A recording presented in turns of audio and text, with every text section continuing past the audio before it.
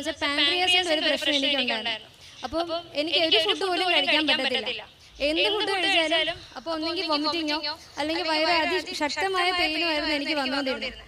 ആ സമയത്തായാലും ഞങ്ങൾ എൻ്റെ വല്യമ്മ പറഞ്ഞ പ്രകാരം ഞങ്ങൾ എറണാകുളത്തുള്ള സെയിൻറ്റ് ജൂഡ് പള്ളി, തേവര പുണ്യാളന്റെ പള്ളി ചെന്ന് വ്യാഴാഴ്ച ദിവസം രാവിലെ തൊട്ട് രാത്രി പള്ളി അടയ്ക്കുന്നവരെയുള്ള എല്ലാ കുർബാനയും എല്ലാ നൊവേനയും ഞങ്ങൾ ഇരുന്ന് അതൊരു നേർച്ചയായിരുന്നു. എന്നിട്ടും എനിക്ക് അതിനൊരു പൂർണ്ണ സൗഖ്യം വരുന്നില്ല.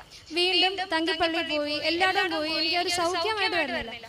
അവസാനം അമ്മമാതാവിന്റെ സന്നിധിയിൽ വന്ന് ഞാനിത് പ്രാർത്ഥിച്ചു. കാരണം എനിക്ക് മുട്ടിമേ നിൽക്കാനോ ഒരു ആഹാരം പോലും എനിക്ക് കഴിക്കാൻ പറ്റില്ല. അത്രയ്ക്ക് പെയിനായിട്ടാണ് വരുന്നത്. കാരണം എനിക്ക് എറണാകുളത്ത് കോളേജിൽ ഞാൻ പഠിപ്പിക്കുന്ന സമയത്ത് എനിക്ക് പഠിപ്പിക്കാൻ പറ്റത്തില്ല, ശ്വാസം കിട്ടത്തില്ല. പെയിൻ എന്നെ ചുറ്റി വലിയുമായിരുന്നു. അപ്പേ അവസാനം ഞാൻ ഈ സന്നിധിയിൽ വന്ന് പ്രാർത്ഥിച്ചു. എനിക്ക് എൻ്റെ പാൻക്രിയാസിന് പൂർണ്ണ സൗഖ്യം അമ്മ മാതാവ് തിരുമാനം എനിക്ക് മേടിച്ചു തന്നു.